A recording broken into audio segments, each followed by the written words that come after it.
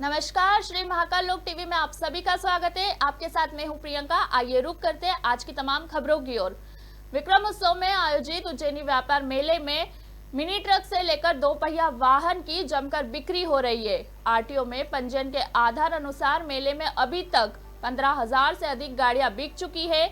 मेले से वाहन के खरीदने वालों को टैक्स में करीब 70 करोड़ की छूट मिली है।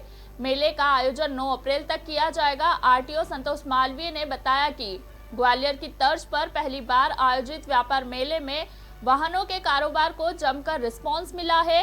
हालात यह है कि कई वाहन डीलर्स को उपभोक्ताओं की डिमांड पर अन्य जिलों और राज्यों से वाहन मंगवाकर डिलीवरी की जा रही है। उम्मीद की जा रही है कि 9 अप्रैल तक चलने वाले इस मेले में आने वाले दिनों कई और वाहन बिकेंगे। शहर में पहली बार आयोजित वाहन मेले से 4 लाख रुपए से लेकर 3 करोड़ 30 लाख रुपए तक कीमत की कार बिक रही है।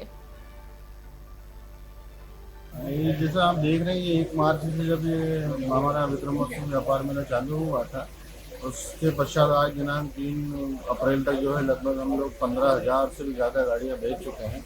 और पहली बार जब ये मेले का आयोजन किया तो हम इस अनुमान में नहीं थे कितनी गाड़ियाँ बिकेगी, लेकिन इसका रुझान बहुत अच्छा रहा है। और अगले वर्ष जो रहेगा, मुझे लग रहा है कि बाकी जितने ग्वालियर वगैरह के मेले हैं उनके रिकॉर्ड को ही तोड़ेंगे। जैसे कहाँ से लोग लेने आए हैं गाड़ियाँ लेने, किस प्रकार से गाड़ियाँ बिकी हैं? वैसे बोलता है तो ये मेला हमारे मध्य प्रदेश के लोगों के लिए और हमारे यहाँ के रहवासियों के लिए, व्यापारियों के लिए था, लेकिन गाड़ियों की उपलब्धता नहीं होने की वजह से लोग जो है मध्य प्रदेश के बाहर से अन्य राज्यों से भी गाड़ियाँ मंगवा रहे हैं और गाड़ियाँ यहाँ पर रजिस्टर कर रहे हैं। कितना उत्साह है लोगों में, मतलब इसमें? उत्साह देखते ही बन रहा है। हम सुबह 10 बजे से लेकर रात को 8-9 बजे तक जो लगातार इस मेले में व्यवस्थाओं में लगे पड़े हैं। दिन रात जो है 800-900 हज़ार गाड़ियाँ रोज की रहेगी। मध्य प्रदेश के मंडी कारोबारियों के लिए सुकून वाली खबर सामने आई है। मंडी बोर्ड ने मंडी लाइसेंस की फीस को कम करके समय अवधि भी 30 साल कर दी है। मंडी बोर्ड ने लाइसेंस बनाने की प्रक्रिया को ऑनलाइन कर दिया है। वाणिज्य सहव्यवहारी लाइसेंस फीस में राहत प्रदान करते हुए 25,000 रुपए से कम कर 5,000 रुपए कर दिए गए हैं। दरअसल मध्य प्रदेश राज्य कृषि मंडी ने अधिनियम में संशोधन कर कृषि मंडियों में व्यवहार करने के लिए लाइसेंस फीस 5,000 रुपए और आवेदन शुल्क 100 रुपए निर्धारित था, जिसमें आवेदन शुल्क को 200 रुपए कर दिया गया है। लाइसेंस फीस यथावत रखी गई है और लाइसेंस की समय अवधि 30 साल कर दी है। ये अभी जो है एमडी साहब ने नया सर्कुलर जारी किया है, जिसमें जो वाणिज्यिक लाइसेंस जो व्यापारी बनवाते हैं, पहले उसके लिए 25,000 रुपये उसकी फ़ीस थी, अब उसको घटा करके 5,000 कर दिया। और जो व्यापारियों के लाइसेंस अवधि है, जो पहले 5 साल के लिए बनते थे, उसके पश्चात नवीनीकरण किए जाते थे, अब उनको 30 वर्ष की अवधि के लिए लाइसेंस बनाए जा रहे हैं मंडी द्वारा। उज्जैन जिले के खाचरोद में ज्वेलर्स की दुकान पर हुई 20 लाख रुपए के आभूषण की चोरी का पुलिस ने पर्दाफाश कर दिया है। पुलिस ने 4 लोगों को हिरासत में लिया है, जिसमें एक महिला और एक पुरुष के साथ 2 नाबालिग है। घटना का सीसीटीवी फुटेज भी सामने आया है, जिसमें दोनों बच्चे चोरी करते नजर आ रहे। पुलिस ने चोरी किए गए माल से भी अधिक चांदी जब्त किए हैं। इस चोरी का खुलासा करने वाली टीम का उज्जैन आईजी ने 30,000 रुपए इनाम देने की घोषणा की है। फिलहाल पुलिस ने मामला में आगे की कार्रवाई शुरू कर दी है। गश्त पार्टी ने एक दुकान में ताला टूटा हुआ देखा तो दुकानदार को सूचना दी। इसके बाद 4:30 बजे जो दुकानदार है वो उपस्थित है और उनसे उनकी दुकान से करीबन 20 लाख रुपए की चांदी, ऑलमोस्ट 20 किलो चांदी है, 30 ग्राम सोना है, वो चोरी गया था। इसका एडिशनल एसपी और एसडीओपी मैडम के नेतृत्व में एक टीम गठित की गई थी, जिसने 10 घंटे के अंदर ही पूरी 4 आरोपियों को गिरफ्तार किया है। और जो चांदी गई थी उससे 1 किलो ज्यादा चांदी और 20 ग्राम ज्यादा सोना, करीबन 1.5 लाख रुपए ज्यादा का 2 लाख रुपए ज्यादा का बरामद किया है। पूरी टीम को आईजी साहब की तरफ से 30,000 रुपए इनाम दिए। तो चोरी कौन ने करते थे, बच्चे? इसमें 4 आरोपी हैं, 2 बालकचारी, 2 वयस्क हैं। जो 2 वयस्क हैं वो पूर्व में अपराधी रहे हैं। उसमें जो कैलाशी भाई है, उनके पुत्र के माध्यम से ये चोरियां करवाते थे। हम लोग को ऐसी सूचना भी है कि बच्चे ने कई छोटी मोटी दुकानों पर ऐसी अननोटिस चोरियां, कुछ सामान उठाना टाइप की किए जो दुकानदार नोटिस नहीं कर पाया, जिसके हम उसको एक बार मेंटल डॉक्टर को भी रेफर करेंगे। अगर उसे किसी प्रकार का एलिमेंट होगा तो उसको भी ट्रीट कराने का प्रयास। उज्जैन में श्रद्धालुओं से झगड़ रहे बदमाशों ने बीच बचाव करने वाले 6 लोगों को चाकू मारकर घायल कर दिया। श्रद्धालु महाकाल मंदिर जा रहे थे, उनकी कार नलिया बाखल इलाके में ई रिक्शा से टकरा गई, जिसके बाद बदमाशों ने बीच बचाव करने गए लोगों के साथ मारपीट कर दी। वहीं हालत को देखते हुए मौके पर पुलिस बल को तैनात करना पड़ा।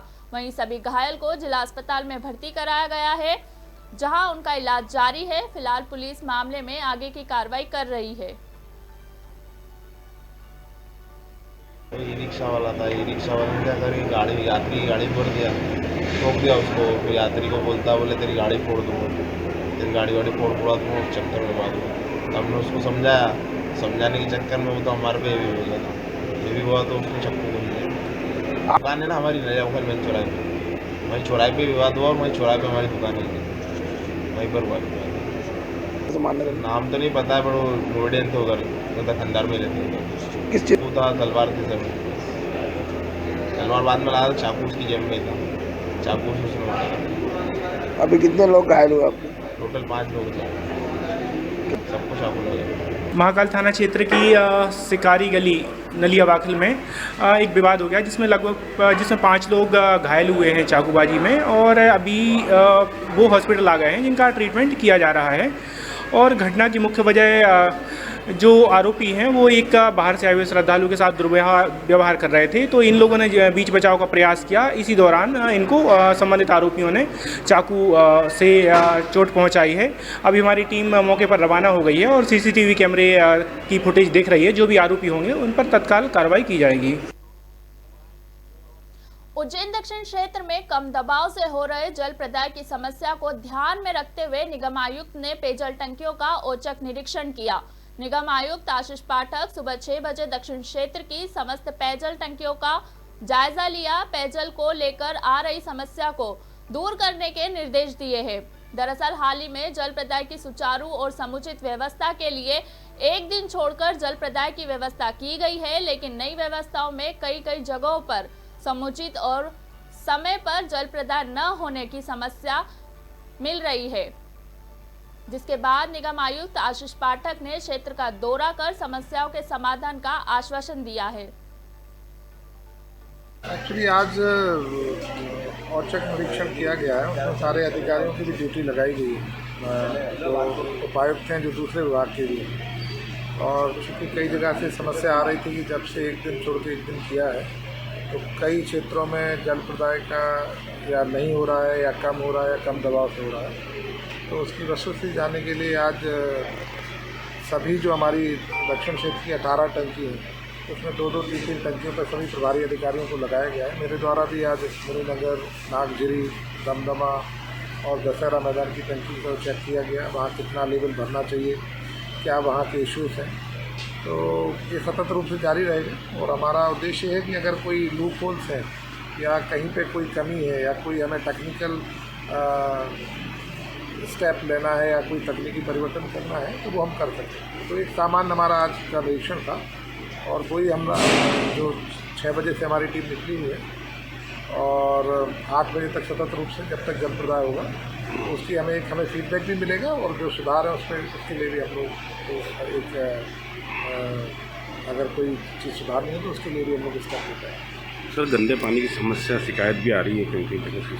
नहीं, एक्चुअली अभी जैसे मैं मुनीनगर में गया था तो वहाँ 2 प्रकार की लाइन है। जो पुरानी लाइन है जिसमें कनेक्शन शिफ्ट हो जाना चाहिए था वो लोगों ने नहीं लिए हैं, तो वहाँ पे ज़रूर कुछ शुरुआती तौर पे पानी की समस्या थी। उनको भी हमने बोला है, पार्षद से भी मेरी चर्चा हुई है, उनको भी मैंने बताया कि लोगों को इससे तो जागरूक करें क्योंकि नई लाइन डल गई है और मैक्सिमम लोगों ने उससे कनेक्शन ले लिए। पर जो पुराने क्वार्टर्स बने हैं वो पुरानी जो सीमेंटेड लाइन थी उससे उनके कनेक्शन है और जब वो मोटर चलाते हैं तो शुरुआती तौर पर कुछ स्थिति बढ़ रही थी। तो वो भी हम लोग एक अभियान चला के जो कुछ लोगों ने कनेक्शन नहीं लिए हैं या पुरानी लाइन से कनेक्ट है, क्योंकि उसमें दोनों का नुकसान है। एक तो उनके लिए गंदा पानी शुरू में आ रहा है क्योंकि वो लाइन ऑलरेडी डैमेज हो चुकी है, दूसरा हमें भी दोनों लाइन चालू करना पड़ रही है, तो पानी का भी दोहरा एक हिसाब से अपव्यय हो रहा है।